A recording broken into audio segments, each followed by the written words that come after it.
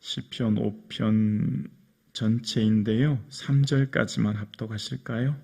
시편 5편 1절에서 3절만 합독하겠습니다. 함께요. 여호와여, 나의 말에 귀를 기울이사 나의 심정을 헤아려 주소서. 나의 왕 나의 하나님이여, 내가 부르짖는 소리를 들으소서. 내가 주께 기도하나이다.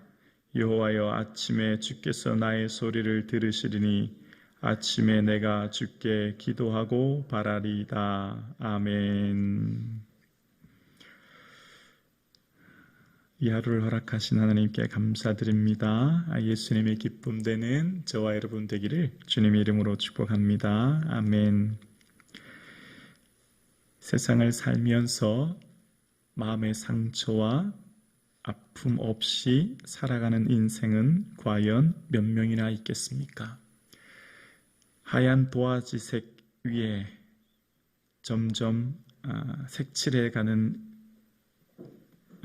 것처럼 매 순간순간을 살아가는 인생의 순간은 어쩌면 많은 상처, 아픔, 눈물의 세월을 우리는 모두가 보내고 있다 생각되어집니다.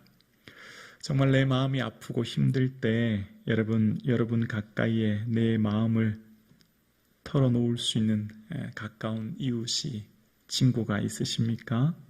내가 너무 아프고 힘들어서 나의 마음을 이야기했을 때 전적으로 나를 위로해 줄 수 있는 친구 말입니다. 오늘 다윗은 하나님 앞에 이렇게 말해요. 하나님, 내 마음을 좀 헤아려 주십시오. 그렇게 하나님께 고백합니다. 다윗의 인생이 얼마나 힘들었으면 어느 누구에게도 하소연하지 못하는 그 마음을 하나님 앞에, 하나님 좀 제 마음 좀 헤아려 주십시오. 그렇게 기도했을까요?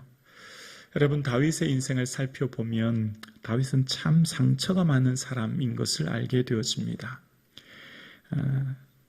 어려서부터 양치기로 이 목동으로 살아가는 그가 사무엘이 이새의 집, 베들레헴 이새의 집에 왔을 때 사무엘이 하는 말이 이새에게 하나님께 제사 드리려고 한다. 모든 가족을 부르라. 그렇게 얘기합니다. 그러니까 이새의 공식적인 이야기는 예배 드리기 위한 것이었습니다.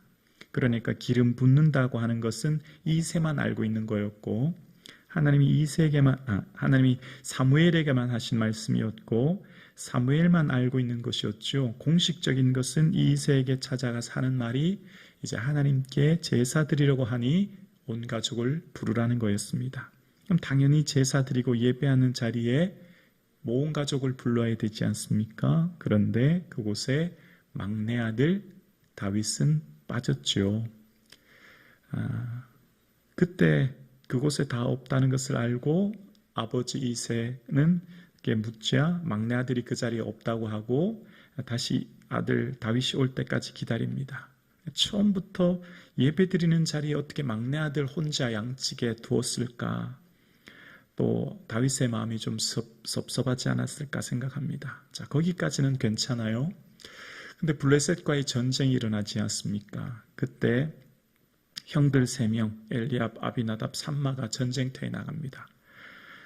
그런데 아버지는 무슨 일인지 형들의 안부를 살피고 증표를 가져오라고 얘기해요.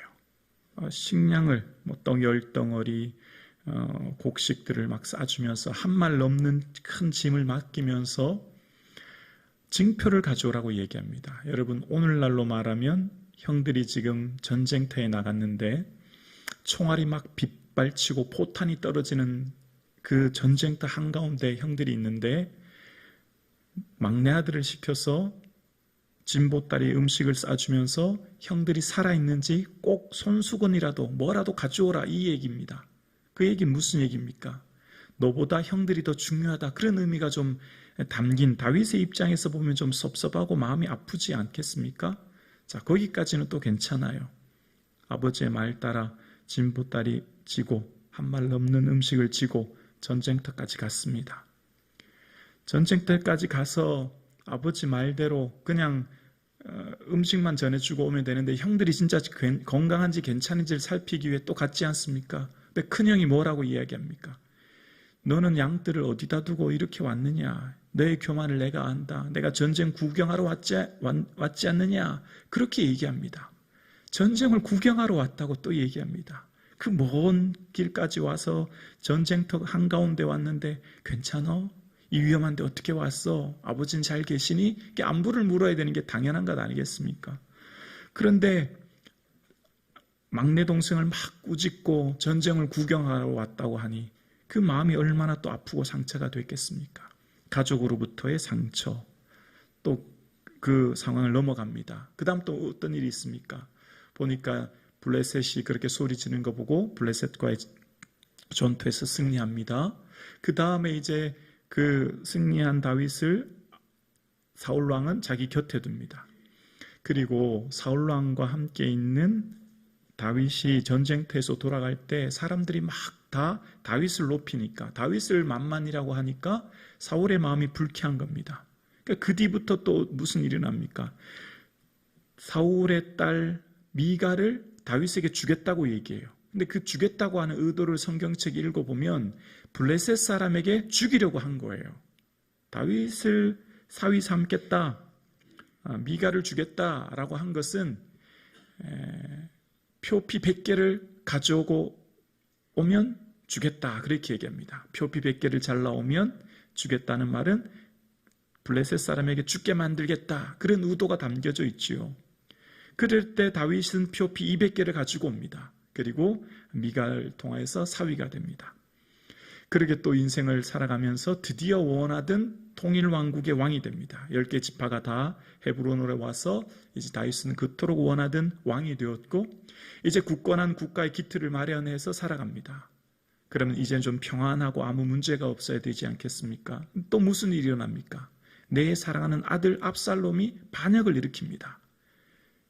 너무너무 소중한 내가 낳아 기른 자식, 내 자녀가 반역을 일으켜서 급하게 예루살렘 궁을 벗어나 맨발로 도망가야 될 정도로 황급한 일이 일어나는 겁니다. 내 자녀로부터 반역이 일어나서 또 큰 상처와 아픔을 겪게 됩니다. 그것으로 인하여 아픔을 겪고 이제 끝나면 괜찮지만, 여러분 성경을 보면 아시지만 마지막에 또한 베냐민 사람 세바가 또 반역을 일으킵니다. 말년에. 그렇게 해서 또 고통을 겪습니다. 다윗의 인생 전체를 보면 상처투성이 인생이에요. 아픔투성이 인생인 것입니다. 눈물투성인 인생인 것이지요. 다윗은 어느 누구에게도 내 마음을 털어놓을 만한 사람이 없는 거예요. 아버지와 형제들, 가족, 또 살아가면서 받는 수많은 상처. 다윗의 삶 가운데 가장 큰 고난의 시기가 언제입니까? 광야 시기지 않습니까? 광야에서 더 이상 도망 다닐 데가 없어서, 더 이상 이스라엘 땅은 피할 곳이 없어서 블레셋 땅으로 망명하듯이 도망갑니다. 그래서 얻은 땅이 시글락이죠. 그 시글락에 있을 때도 시글락에서 블레셋과의 전투에 참여하기 위해 와봤더니 아말렉이 시글락을 있는 아내와 아이들 다 빼앗아 가서, 그때도 또 신하들이 다윗을 돌로 쳐 죽이자고 이야기합니다. 신하들로부터도 상처받고, 형제들로부터 상처받고, 부모님으로 상처받고, 주변의 상처투성이, 고통투성이었어요. 다윗의 인생의 삶은 정말 그야말로 아픔투성이었지요. 그래서 그가 얼마나 마음이 힘들었겠습니까? 그런데 그 세월을 어떻게 견뎠을까요? 어떻게 이겨내겠을까요? 하나님, 내 마음 좀 헤아려 주십시오. 이 고백하며 살았던 것입니다. 우리도 언젠가는 하나님 앞에 설 때 정말 주님 앞에 눈물로 이렇게 고백할 날이 있을 것 같아요. 하나님, 저 괜찮지 않았어요. 정말 힘들었어요. 정말 고통스러웠어요. 그렇게 고백할 날이 우리에게 있지 않겠습니까? 사실 주변의 사람들이 물으면 장로님 괜찮으세요? 권사님 괜찮으세요? 라고 물으면 괜찮다고 얘기했지요. 다 괜찮다고 얘기했어요. 사실은 괜찮지 않아요. 힘들었어요. 아팠어요. 우리도 언젠가는 주님 앞에 설 때 하나님, 저 많이 힘들고 어려웠어요. 그런데 주님께서 내 마음 헤아려 주시고 주님께서 내 기도를 들어주셔서 제가 여기까지 왔습니다. 고백할 그날이 있게 될 줄로 믿습니다. 다윗은 그 삶이 얼마나 힘들었고 어려웠는지 하나님, 내 말에 좀 귀를 기울여 주시고 내 심정을 좀 헤아려 주세요. 네, 하나님, 내가 주님께 내 부르짖는 소리를 들으시고 내 기도를 들어주세요. 그렇게 고백합니다. 어느 누구도 내 마음 알지 못해요. 내 가장 가까이 있는 사람도, 가족들도, 심지어 내 함께 살아가는 반려자도 내 마음 다 알지 못합니다. 오직 주님만 내 마음 아실 뿐이에요. 오직 주님만 내 마음 헤아려 주실 뿐입니다. 그래서 다윗은 그 고통의 시간 오직 주님께 아침에 내 소리를 주께서 들으리시이다. 아침에 내가 주께 기도하고 바라리이다 고백합니다. 어쩌면 밤잠을 이룰 수 없는 눈물의 세월 속에서, 밤잠을 이룰 수 없는 고통 속에서 아침을 맞이했고, 그래서 그 아침 주님 앞에 기도할 수밖에 없었던 다윗의 모습을 보게 되어집니다. 인생은 누구나 슬프고 힘이 듭니다. 상처 없이 살아가는 인생 아무도 없지요. 고통 없이 살아가는 인생 아무도 없지요. 그 고통과 눈물 어느 누구도 내 마음 헤아려 주지 못합니다. 어느 누구도 내 심정을 알지 못하지요.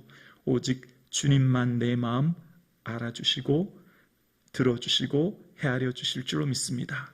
이 새벽 내 마음 주님께 쏟아 넣으시고 삶이 지치고 곤고한 우리의 삶 가운데 하나님 내 마음 헤아려 주옵소서 기도하는 이 아침 되기를 주님의 이름으로 축원합니다.